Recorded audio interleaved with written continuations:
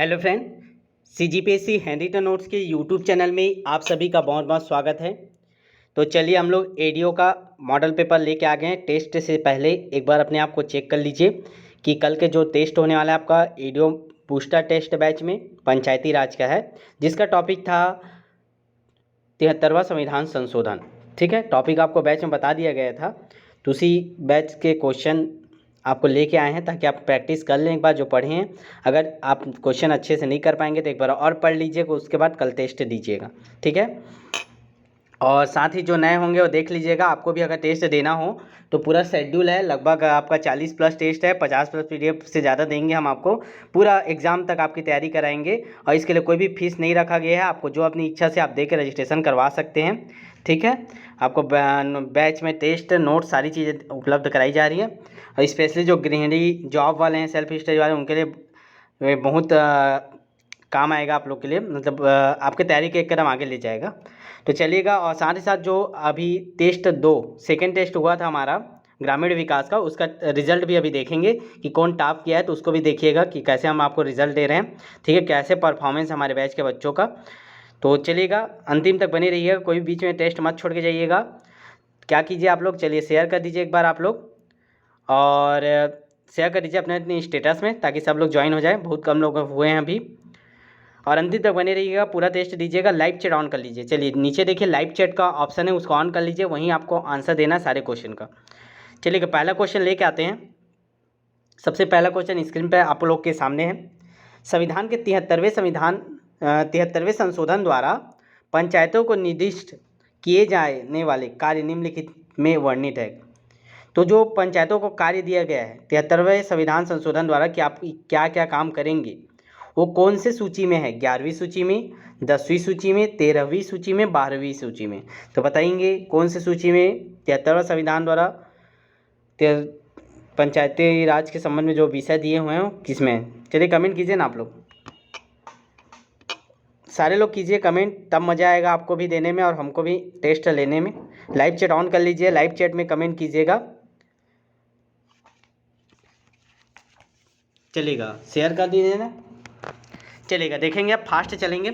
इसका पहला का आंसर हो जाए ऑप्शन नंबर 11वीं सूची में है। आप सभी जानते हैं 11वीं सूची में पंचायती राज के बारे में है और 12वीं सूची में आपके नगरीय निकाय के बारे में है। ठीक है, तो यही इसका आंसर था, ऑप्शन नंबर 1। चलिएगा अगले क्वेश्चन को आगे बढ़ते हैं, फास्ट करेंगे आप तेज़ी से ताकि ज़्यादा क्वेश्चन कर पाएँ। दूसरा क्वेश्चन है आपका भारतीय संविधान की 11वीं अनुसूची। अब ये तो देख लिए पहले क्वेश्चन में 11वीं अनुसूची, तो 11वीं अनुसूची में पंचायतों के लिए कुल कितने विषय निर्धारित किए हैं? मोस्ट इंपॉर्टेंट क्वेश्चन है, हजारों बार कोई एग्जाम में पूछा गया और आगे आने की भी संभावनाएं हैं। 27, 28, 29, 30 आपको बताना है पंचायती राज में कुल कितने विषय को सम्मिलित किए गए हैं, कितने विषय हैं, कितने सब्जेक्ट। चलिए कमेंट कीजिए सारे लोग, क्या होगा इसका आंसर? ऑप्शन नंबर सी। ठीक है, 29 है। चलिए अगले क्वेश्चन को आगे बढ़ते हैं, फास्ट करेंगे अब। पंचायती राज को खालिस्तान के अंतर्गत स्वशासन की इकाई के रूप में संगठित किया गया है। किसके अंतर्गत किया है? ऑप्शन है आपके भारतीय संविधान के मूल अधिकारों से, भारतीय संविधान की प्रस्तावना से, राज्य के नीति निर्देशक तत्वों से, भारतीय संविधान के 73वें संविधान संशोधन से। किससे हमारा पंचायती राज आया, ये आपको बताना था इस क्वेश्चन में। तो सारे लोग कमेंट कीजिए, बहुत ही सही, सभी लोग सही आंसर दे रहे हैं। इसका आंसर हो जाएगा ऑप्शन नंबर डी, भारतीय संविधान के 73वें संविधान संशोधन के अंतर्गत स्वशासन की इकाई के रूप में इसको संगठित किया गया है। ठीक है, लास्ट में रिजल्ट भी देखेंगे, तो बने रहिएगा, अंतिम तक टेस्ट दीजिएगा। कौन टॉपर थे इससे पहले वाले टेस्ट का सारी डिटेल आपको इसमें बताएंगे। अगला क्वेश्चन स्क्रीन पर आपके सामने है, आंसर करेंगे। 73वें संविधान संशोधन कानून की वैधानिक शुरुआत किस संविधान संशोधन बिल से हुई थी? देखिए 73वां संविधान में ये पारित हुआ, उससे पहले एक और का प्रयास किए थे जो असफल हो गया था, पारित नहीं हो पाया था, बिल बहस था। ठीक है, कानून नहीं बन पाया था, अधिनियम नहीं बन पाया था, केवल बिल था, पास नहीं हो पाया था। कौन से? 61वां संविधान संशोधन, 62वां संविधान संशोधन, 63वां संविधान संशोधन, 64वां संविधान संशोधन।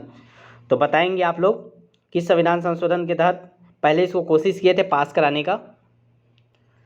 तो इसका सही आंसर हो जाएगा ऑप्शन नंबर डी, 64वां संविधान संशोधन।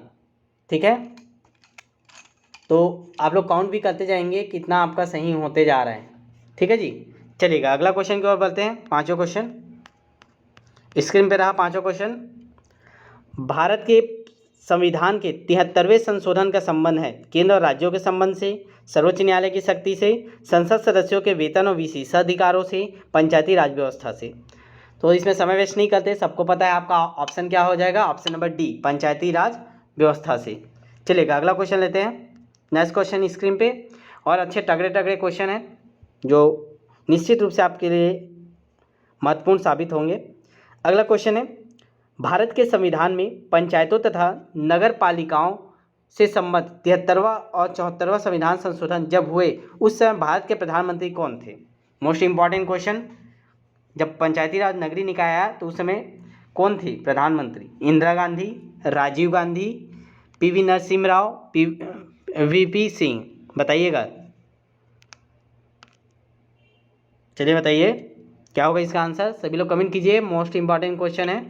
तो इसका आंसर हो जाएगा, कई लोग गलत दे रहे हैं, option number C, PV Narasimha Rao. ठीक है, इन्हीं के कार्यकाल में ये संशोधन लेके आए थे। ठीक है, चलिएगा अगला क्वेश्चन को आगे बढ़ते हैं।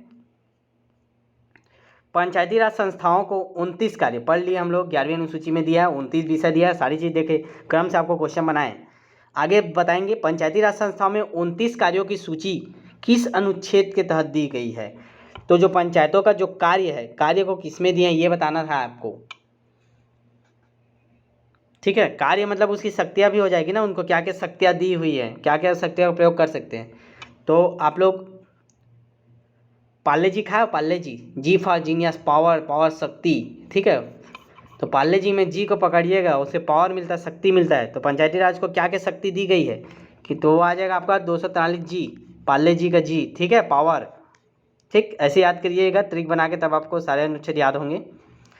निम्नलिखित में कौन, नेक्स्ट क्वेश्चन है, निम्नलिखित में कौन पंचायतों की संरचना के बाबत उपबंध करने के लिए अधिकृत है?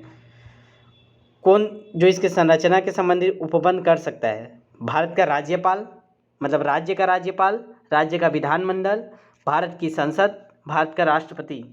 तो कौन इसमें उपबंध करने के लिए अधिकृत है बताइएगा।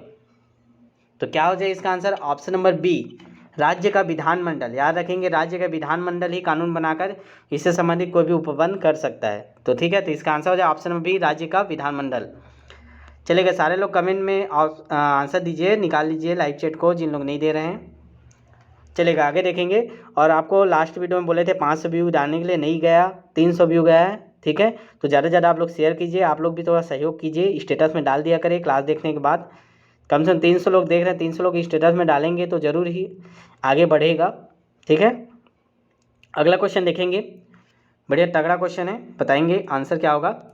पंचायत की संरचना में निम्नलिखित में कौन सा एक सही नहीं है? सही नहीं है तो कभी क्वेश्चन सॉल्व करते हो तो इसको हाईलाइट कर लिया करो कि सही नहीं है, नहीं है पूछा है ना। ऑप्शन पहला है, किसी राज्य का विधानमंडल विधि द्वारा पंचायत की संरचना के लिए उपबंध कर सकेगा। बिल्कुल सही है, अभी हम लोग बनाए ना ऑप्शन नंबर ए को, अभी जस्ट इससे पहले क्वेश्चन देखिए, क्वेश्चन को भी हम लोग सिस्टमेटिक ढंग से लाए हैं। अगला है, ग्राम सभा ग्राम स्तर पर अपनी शक्तियों का प्रयोग करेगी। ठीक है, बताइएगा सही है कि नहीं ये भी। अगला सी है, प्रत्येक राज्य ग्राम, मध्य और जिला स्तर पर पंचायतों का गठन करेगा। ठीक है, पहले तो यही बोला था ग्राम, मध्य और जिला, बाद में इसको आपका जनपद बोले। अगला है, ऐसे राज्य जिनकी जनसंख्या 20 लाख से अधिक नहीं है वे मध्य स्तर का पंचायत का गठन नहीं कर सकेंगे। तो ये चारों में से कौन सा गलत है उसको बताइए आप लोग।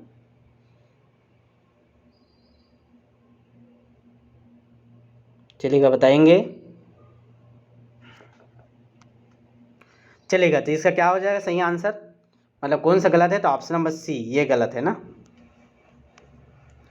ठीक है, प्रत्येक राज्य ग्राम, मध्य और जिला स्तर पर पंचायत का गठन करेगा, ये गलत है। बाकी तीनों आपका ए, बी और डी आपका सही है। चलेगा, नेक्स्ट क्वेश्चन को आगे बढ़ते हैं। नेक्स्ट क्वेश्चन आपके स्क्रीन पर, सभी लोग आंसर करेंगे और अंतिम तक बने रहिएगा। बार बार मोस्ट इंपॉर्टेंट क्वेश्चन है वीडियो के लिए। वह न्यूनतम जनसंख्या कितनी है जिसके नीचे 73वें संविधान संशोधन अधिनियम के उपबंध के अनुसार मध्यवर्ती स्तर पर पंचायतों की गठन की जा सकती है? अभी जस्ट ऊपर क्वेश्चन में आप लोग इसको बनाए हैं, चलिए बता दीजिए। 25 लाख, 35 लाख, 20 लाख, 30 लाख, क्या होगा इसका आंसर? इसका सही आंसर होगा option number B, 20 lakh. Just ऊपर भी सही किया हो ना, तो ये हो जाएगा 20 लाख मध्यवर्ती स्तर पर। ठीक है, चले आगे देखेंगे अगला क्वेश्चन। निम्नलिखित में से कौन सा स्थानीय स्वशासन से संबंधित नहीं है? कौन सा स्थानीय स्वशासन के विषय के अंतर्गत नहीं आता? जो 29 विषय पढ़े हो उसके अंतर्गत नहीं है। जन स्वास्थ्य, स्वच्छता का प्रबंध, जन उपयोगी सेवाएं, लोक व्यवस्था का अनुरक्षण। चलिए बताइए कौन सा इसमें से नहीं है? क्या हो जाएगा इसका सही आंसर? इसका सही आंसर हो जाएगा ऑप्शन नंबर डी, लोक व्यवस्था का अनुरक्षण। ये नहीं है पंचायती राज के विषय के अंतर्गत, बाकी सारी चीज़ें आपका है। ठीक है, तो ऑप्शन हो जाएगा डी। अगले क्वेश्चन की ओर बढ़ते हैं। चलिएगा, कूट वाला क्वेश्चन है, बताएंगे। भारत के संविधान के भाग 9 में पंचायतों से संबंधित उपबंध हैं, उसे 73वां संविधान से 1992 द्वारा अंत स्थापित किया गया। बिल्कुल सही है, सभी को पता होगा। अगला देख लेते हैं। भारत के संविधान 9A में नगर पालिकाओं से संबद्ध उपबंध है। अनुच्छेद 243 क्यू के अनुसार प्रत्येक राज्य के लिए 2 प्रकार की नगर पालिकाएँ हो सकती है, नगर पालिका, नगर परिषद, नगर निगम। ठीक है, नगर पालिका परिषद और नगर निगम 2 प्रकार का बोला है, जबकि हम लोग तो पढ़े हैं। कितने प्रकार पढ़े हो आप लोग? इसमें बताना है आपको, केवल एक सही है कि दोनों सही हैं, कि 1 और 2, या दोनों सही नहीं है। देख लीजिए एक बार और, दोनों स्क्रीन पे दिख रहा है, बताइएगा पहला बात सही है कि दूसरा भी सही है। तो चलिए इसका आंसर क्या हो? केवल पहला सही है। अच्छे से देखिएगा, पहला सही। इसमें 3 होता है। ठीक है, एक नगर पंचायत होता है, फिर नगर पालिका परिषद और नगर निगम होता है। 3 होता है, यहाँ 2 बोल दिया इसलिए गलत हो गया। ठीक है, चलिए क्या हो जाए आंसर? ऑप्शन नंबर 1 केवल एक सही है। इसी प्रकार कूट वाले क्वेश्चन ज़्यादा पूछे जा रहे हैं। अगला क्वेश्चन है, भारतीय संविधान के 73वें संशोधन के संदर्भ में निम्नलिखित में कौन सा कथन सही है? आप सही बताना है। इसमें पंचायतों को स्वशासन की संस्था स्वीकार किया गया है। पंचायतों को स्वशासन की संस्था स्वीकार किया गया है। ठीक है, इसमें शहरी स्थानीय सरकार को स्वशासन की संस्था स्वीकार किया गया है। तो बताइए, शहरी स्थानीय सरकार या पंचायतों को, दोनों में से एक तो आएगा सही, या दोनों आएगा? बताइएगा आप लोग, चलिए कमेंट कीजिए। एक सही है, 1 और 2 दोनों सही हैं, कि केवल 2 सही, कि केवल 1 सही? बताइएगा। तो इसमें ध्यान दीजिएगा, इसमें दोनों सही है ना, 1 और 2। पंचायतों को भी दिए हैं और शहरी स्थानीय सरकार को भी दिए हैं। ठीक है, नगरीय निकाय वाला, तो दोनों आ जाएगा, 1 और 2 दोनों सही हैं। चलिएगा अगले क्वेश्चन की ओर बढ़ते हैं। क्वेश्चन नंबर 13 है, पंचायती राज का विषय है, किसके अंतर्गत आता है? समवर्ती सूची के अंतर्गत, केंद्र सूची के अंतर्गत, राज्य की सूची के अंतर्गत, या शेषाधिकारों की सूची के अंतर्गत, या अवशिष्ट शक्तियाँ भी बोलते हैं। जो इन दोनों में नहीं आता उसको बोलते हैं अवशिष्ट शक्तियाँ या शेषाधिकार। तो बताइए पंचायती राज किसके अंतर्गत आता है? तो सभी को पता होगा, ऑप्शन नंबर सी, राज्य सूची के अंतर्गत। ठीक है, कमेंट कीजिए सभी लोग, अंतिम तक बने रहिएगा, बीच में छोड़ के मत जाइए। आप लोग आके देख के चले जाते हैं, पूरा देखिए, अंतिम तक देखिए, तब बेनिफिट मिलेगा। हो सकता है आप जो क्वेश्चन छोड़ के चले जाएं वही आ जाए एग्जाम में, तो पूरा देखिए। ठीक है, निम्नलिखित में कौन एक पंचायतों से संबंधित नहीं है? इनमें से कौन सा एक पंचायत से संबंधित नहीं है? राज्य निर्वाचन आयोग पंचायतों का चुनाव संपादित करेगा। सही नहीं बताना है तो सही है, राज्य निर्वाचन आयोग। ठीक, आप लोग बताइएगा। संविधान 74वां संशोधन अधिनियम, सभी पंचायतों का कार्यकाल 5 वर्ष निर्धारित होगा। एक पंचायत के भंग हो जाने से 6 माह के भीतर नया चुनाव कराया जाएगा। तो कौन सा सही नहीं इसमें बताइए? तो सभी को पता होगा, बताइएगा।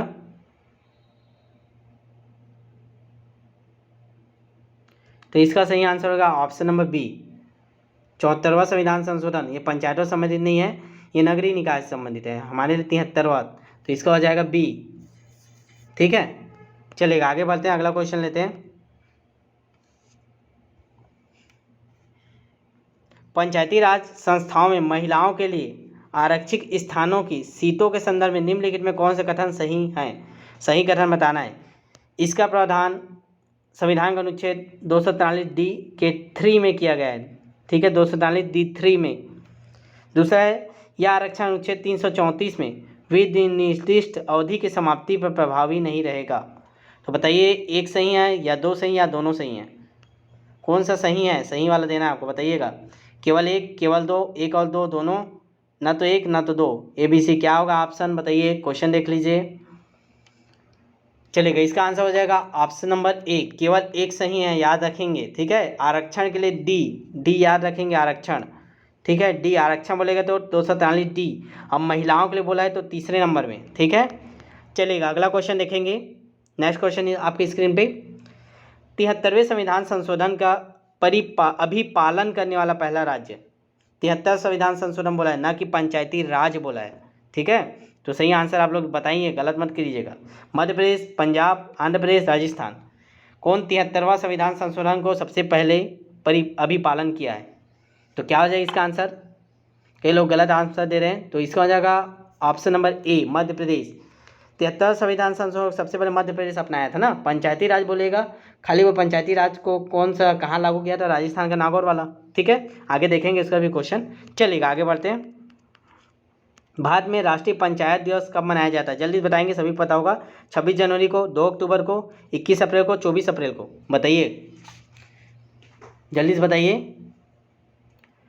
बिल्कुल सही जवाब ऑप्शन नंबर डी, 24 अप्रैल को पंचायती राज दिवस मनाते हैं। चलिए अगला क्वेश्चन की ओर आगे बढ़ते हैं। निम्नलिखित अनुच्छेदों में से कौन सा अनुच्छेद पंचायतों में अनुसूचित जातियों, अनुसूचित जनजातियों के लिए सीटों का आरक्षण प्रदान करता है? तो आरक्षण कौन देता है? अब भी मैं आपको बताया था कुछ देर पहले। क्या हो जाएगा? ऑप्शन नंबर ए, 243 डी, ठीक है।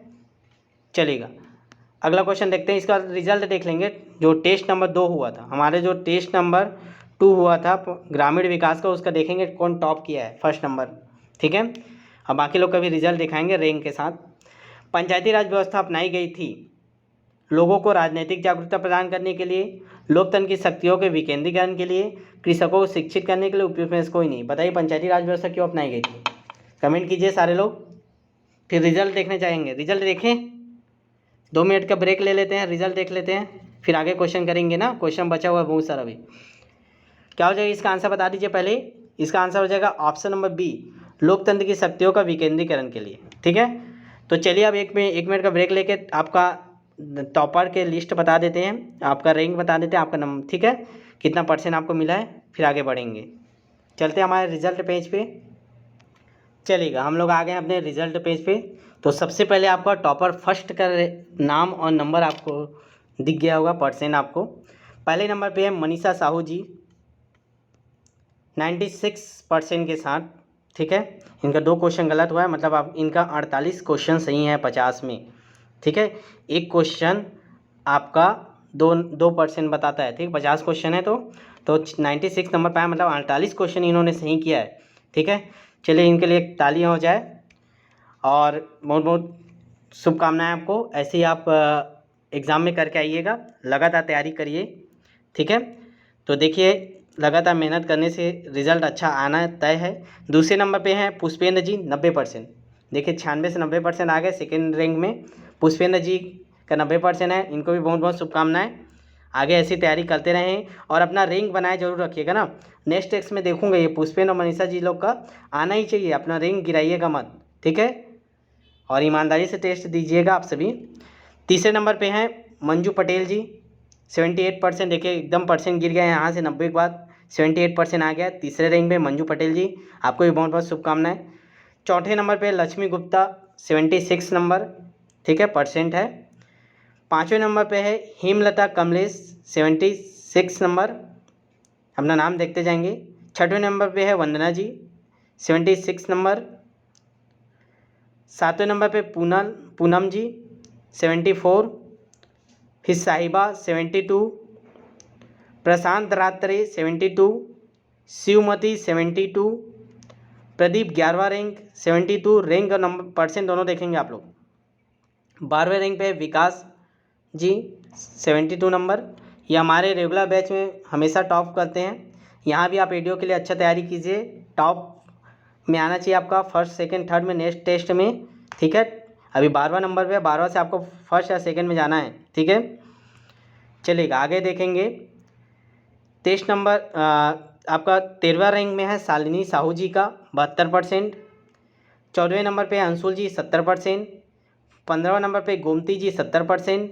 16 नंबर पे अजय रजक जी, 70%। 17 रैंक है कृष्ण कुमार जी, 70%। 18 सोनाली जी, 70%। 19वां रैंक पे है पंकज जी, 68%। 20वें रैंक पे है पूजा जी, 68%। 21वें रैंक पे है शिव कुमार, 68%। 22 में है प्रीति 68%, ठीक है। 23 नंबर झरना बंजारे जी 68%, सोनू कुमार 68%, अश्वनी 68%। रैंक देख लेंगे ना आप, लिखा हुआ है 26 27। दुर्गेश कुमार साहू 66%, सियाराम 66%, दुर्गेश चंद्राकर 64%, विशाल साहू 64%, अमन कुमार लकड़ा 64%, फलिता साहू 64%, शत्रुघ्न 64%, ज्योति चेलक जी 62%, पीयूष कुमार वर्मा 62%, सुभाष 62%, शशि 62%, दीपक टुप्पो 62%। देखिए आप लोग औसत देखेंगे तो 65 और आपका 60 से 65 के बीच बहुत लोग का है। ऐसी आपका होता है व्यापम के एग्ज़ाम में, तो ध्यान दीजिएगा। सिलेक्शन 1-2 नंबर से चुकता है, बाकी लोग एक ही साथ भरे रहते हैं भीड़ में।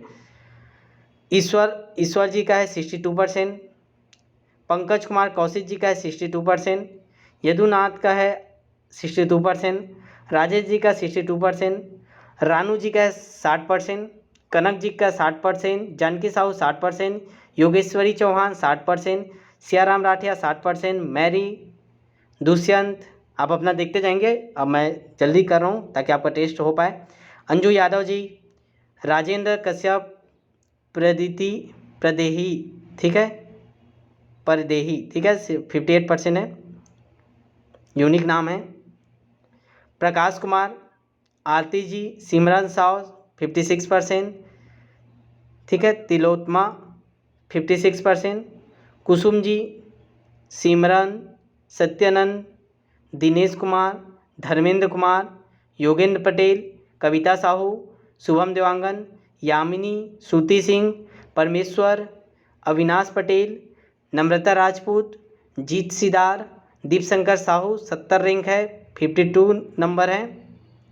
काजल राजवाड़े, उर्मिला मलाकर, नूतन, हेमलता साहू, महेश सिंह, प्रज्ञा श्रीवास्तव, गुलशन साहू, रविकांत रजक, संगीता नेताम, मनीषा साहू, संध्या साहू, हेमलता श्रीवास, प्रीतम भोरिया, प्रदीप, प्रियंका, माही, गीतिका, दीपक कुमार साहू, विकास कुमार, नीलावती राणा, तानू नायक, आकांक्षा, शुभम, पवन, साहिना परवीन, अंकित, अजय, रिया, प्रीति श्रीवास, राजीव, कविंद्र यादव, नरेंद्र कांत, योगेश कुमार। इन लोग 0% वाले हैं।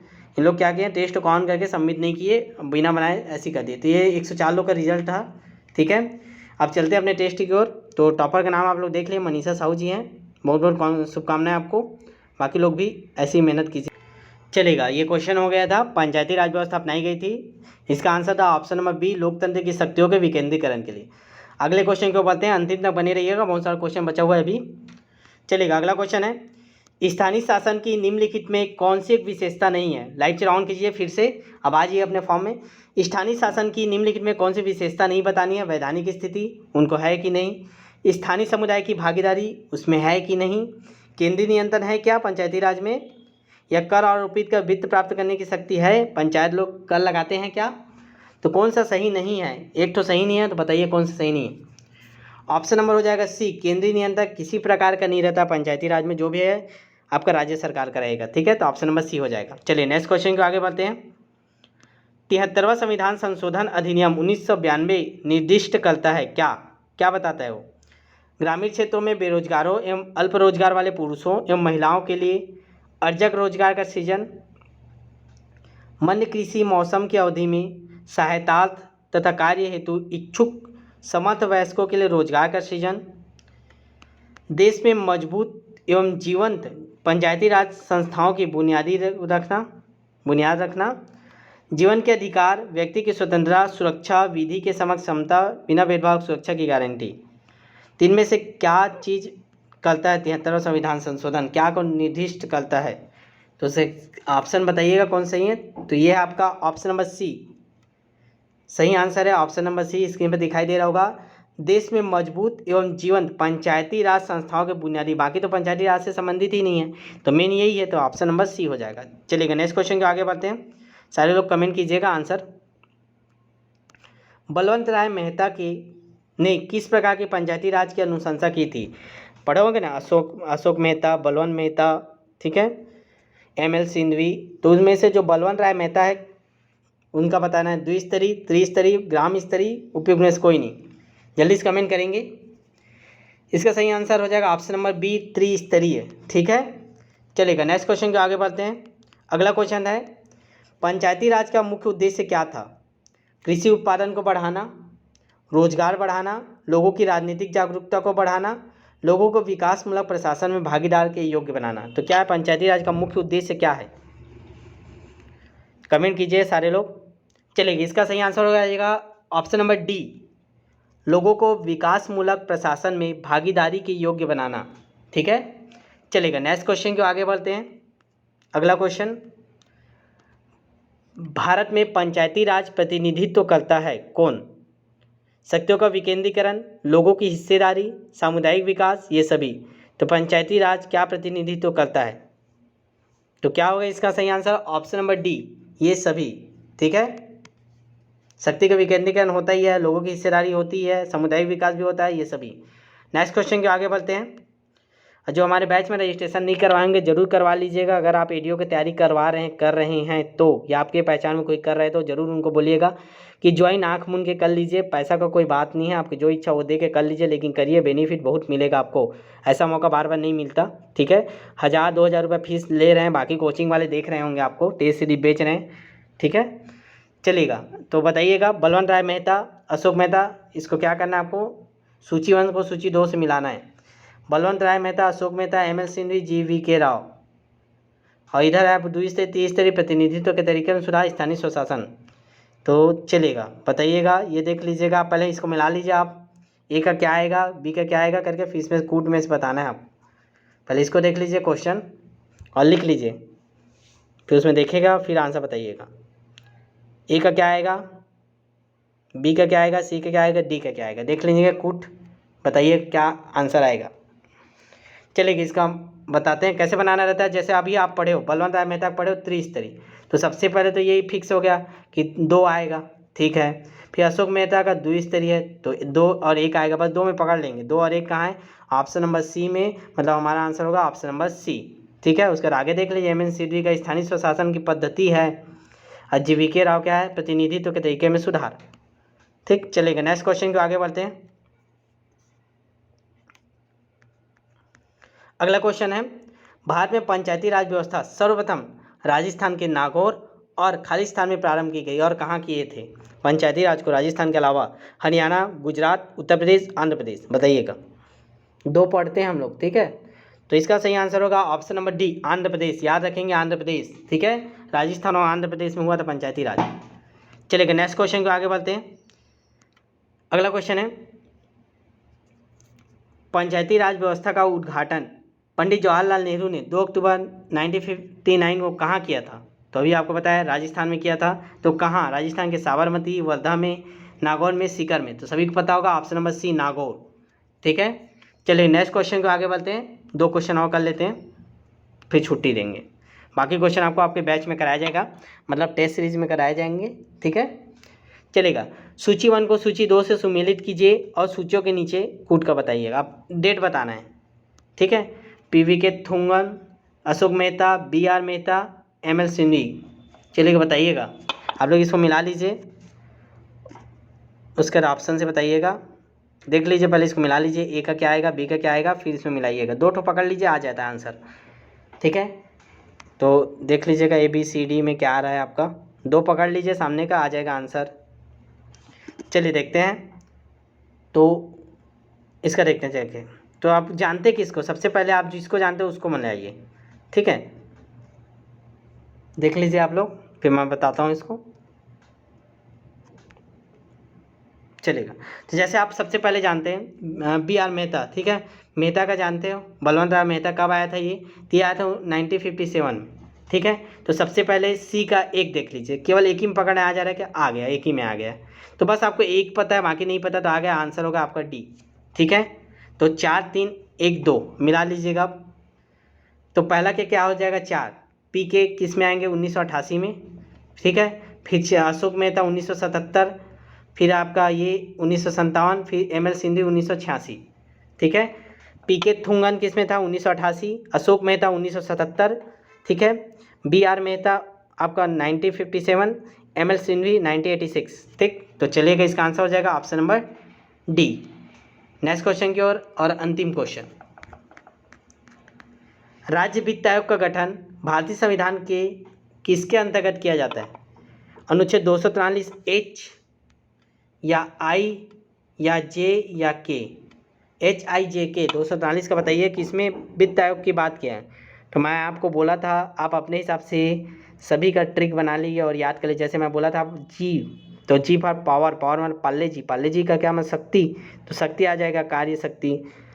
और आरक्षण के लिए डी, ठीक है। और इसका लिए क्या होगा, देखिए इसको कैसे पकड़ेंगे। वित्त, वित्त क्या होता है? वित्त मतलब पैसा, पैसा मतलब इनकम, इनकम मतलब आई, ठीक है। तो ये हो जाएगा आई 243 के आई के अनुसार, ठीक है। तो ऑप्शन नंबर बी हो जाएगा, ठीक है। तो ये हमारे क्वेश्चन थे। और जो हमारे बैच में नहीं जुड़े होंगे जरूर जुड़िएगा, एडियो बैच। अगर आप एडियो की तैयारी कर रहे हैं तो सिस्टमेटिक ढंग से आपके टेस्ट ले रहे हैं, पूरे 40+ टेस्ट होंगे, 50 से अधिक PDF नोट्स दिए जा रहे हैं आपको, क्लासेस दिए जा रहे हैं, सारी सुविधाएं आपको दी जा रही है। और फीस कोई भी नहीं रखा, आपको अपनी इच्छा से देना है तो रजिस्ट्रेशन जरूर करा लीजिए। थंबनेल में या डिस्क्रिप्शन आपको नंबर मिल जाएगा, व्हाट्सएप में मैसेज कर लीजिए। और चलिए शेयर कीजिए आप लोग, उसके बाद जाइएगा। जितने लोग भी देख रहे हैं अंतिम में, सारे लोग आप शेयर का ऑप्शन में जाइए, वहाँ से व्हाट्सएप में शेयर कीजिए, फिर चले जाइए, ठीक है। चलिए शेयर करते जाइए और जाते जाइए। मिलते हैं नेक्स्ट वीडियो में, तब तक के लिए बेस्ट ऑफ लक। शेयर कर दीजिए दबा के।